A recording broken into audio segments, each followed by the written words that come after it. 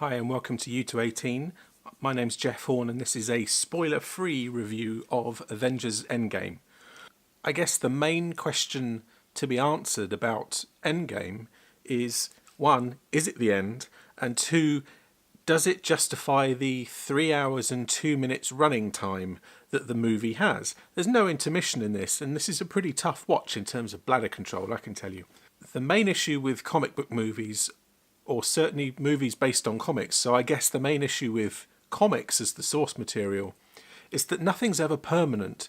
No one really dies, or if they do, then they are brought back to life in some way, and so the sense of permanence isn't always there. But you can't do that in a movie. If an actor doesn't return for some reason, then everyone knows about it long before the movie has happened, usually. And obviously the main problem with human beings is that we get older. So you can only be this character, this moment in time for so long. It's tough to talk about what happens in Endgame without spoiling the plot. So what do we know up to this point? We know that half the universe has been wiped out at the click of a finger by Thanos. We know that Thanos has gone off somewhere and he's still got the glove, which has the power. And unfortunately, because of the way marketing works, we know that there is a Doctor Strange 2 film, and we know that there is definitely a new Spider-Man film because the trailer for it has already been released. So the fact that Spider-Man died at the end of the last film only goes to highlight the lack of permanence, because he's definitely going to come back. Extrapolating from that, the only way that the plot can get anywhere is if it starts dealing with time travel, and that's what it does. And I'm not going to go any further into it. Suffice to say that where Endgame really excels is using the full breadth of the resource, the universe that it sits within. It makes strong use of things that have happened before, and what's most significant about Endgame is that it spends a lot of time on character development, even though these characters are pretty well developed already. I mean, we know exactly who Iron Man Tony Stark is, we know exactly who Steve Rogers is, etc, etc, etc. Most of them have had their own films or have had very large chunks of exposition in the joined films. So we really know who these people are, but they spend a lot of time on them regardless. I got to about halfway through the film and I realised that in many ways this isn't really an action film.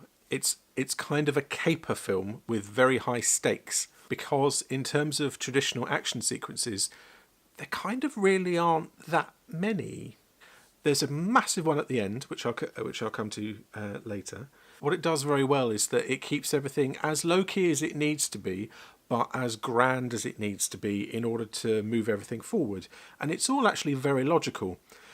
In terms of the plot getting anywhere, there's one sticking point, which Marvel are now going to come up against many, many times, because they've introduced the character Captain Marvel. She's basically invulnerable. She can breathe in space. No one can really hurt her. She can fly. She can destroy buildings just by flying through them. She's very tough to deal with. There's actually a scene in Ant-Man 1 where Scott Lang makes a joke about, well, the first thing I think we should do is to call in the Avengers.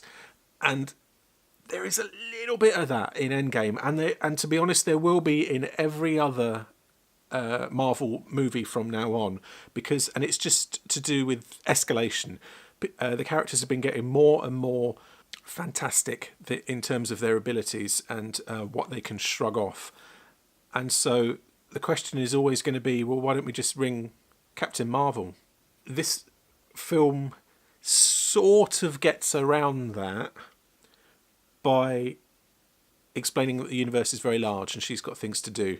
And that's just what you'll have to accept, to be honest. In this massive world of where people can fly and there's magic and there's, characters from mythology and aliens and lasers and space battles and etc. etc. That is the biggest leap of logic you're going to have to take.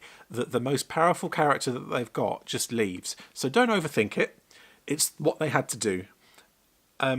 Because to be honest, this is mainly about the characters who were still alive at the end of Infinity War. It's kind of their film. And what it succeeds in very well is dealing with the intimate. There is a very, very large battle at the end of the film, and there's always the risk in these sorts of films that it's just going to seem like just CG fighting CG, and you'll be emotionally uninvolved. And actually, you're not at this stage.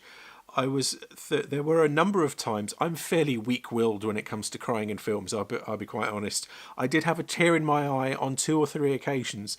The person next to me in the cinema on 2 distinct occasions in the film blubbed for a long time, almost 3 occasions actually. She found it very, very difficult to keep within herself.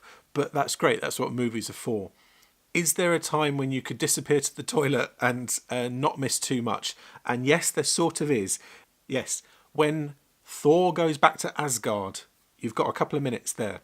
You're fully immersed in the universe, and kind of rightly so. They've had so much goodwill and so much money and so much time and everything else spent on this that, to be honest, if they were to make an unengaging film at this stage with this much going for them, then I think people would lose heart. Currently, Avengers Endgame is 9.3 out of 10 on imdb.com.